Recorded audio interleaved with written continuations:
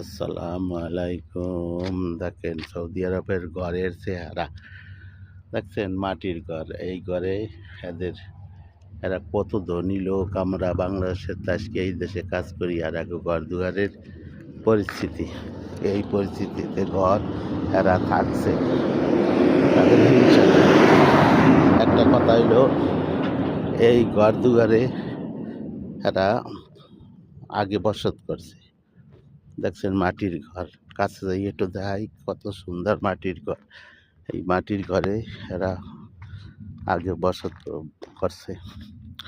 আর আমরা একটু নিষেধা বিষয় হইলেই বলি এইটা করবো সেইটা করবো। মাটির লোক মাটিতেই যাবে, আর মাটিতেই স্থান হবে।